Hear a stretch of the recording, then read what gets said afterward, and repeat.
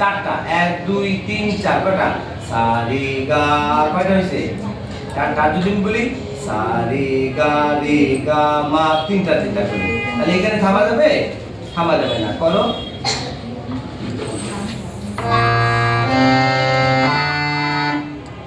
সা রে গা মা গা মা পা, এটা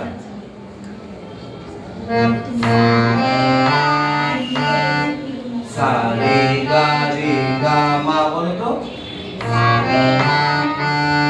থামবে না, তুমি মুখে বলো সা রে গা না সা রে গা মা পা ধা নি সা নি ধা পা মা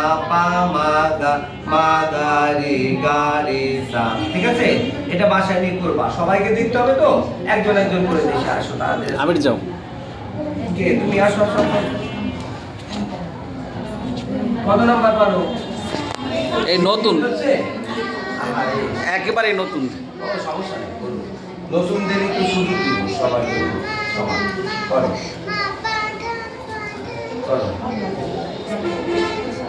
বাসা বসে আগে মুখস্থ করাই দিতে হবে। হ্যাঁ, মুখস্থ করাই দিলে হয়ে যাবে। সা রে গা পুরা এক নাম্বারটা পারো? আগে এক নাম্বারটা বলো, এক নাম্বারটা বলো।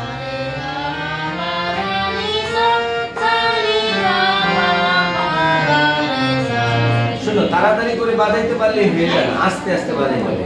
কিভাবে? সা রে গা মা পা ধা নি সা, ধীরে ধীরে করো।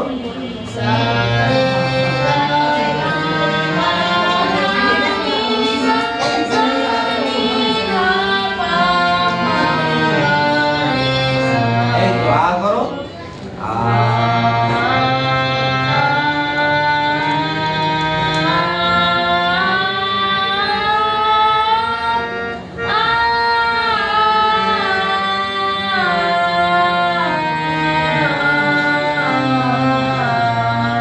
মুখ ছোট করে যদি তুমি সারগাম করো, তাহলে তোমার এই কণ্ঠ থেকে আসবে না, এখান থেকে আসবে না, আসবে নাক থেকে। তোমারটা শোনা যায় নাকে। সব সময় এই যে 3 আঙ্গুল পরিমাণ, এইটুকু পরিমাণে ফাঁকা করে তারপরে করতে হয়। করো, হা করে, বড় করে হা করো।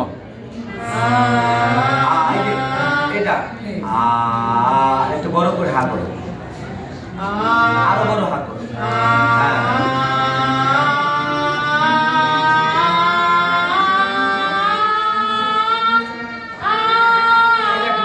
তোমার মুখটা ছোট হয়ে গেছে, চলে আসছে, নাকে চলে আসছে, নাকে করা যাবে না। করো, তোমার আঙ্গুলটা মাপ দাও মুখে। হ্যাঁ, এবার এই পরিমাণ হা করে তারপরে করবা। বলো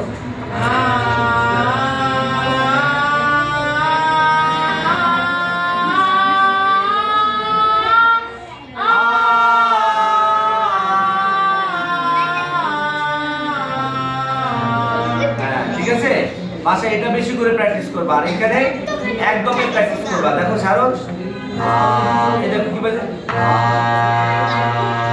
আমার এখানে শোনা যায় না, ভিতর থেকে আমি করতেছি, এটা খেয়াল করতে হবে। তারপরটা আমি কি মুখ ছোট করছি? করি নাই। তারপরে তাহলে কি হবে? একদম ভেতর থেকে আসবে, আর ভেতর থেকে সারগাম আসলেই কণ্ঠটা খুলে যাবে। ঠিক আছে, ওকে, নেক্সট আসো, আরেকজন আসো। ছোট আগে একদম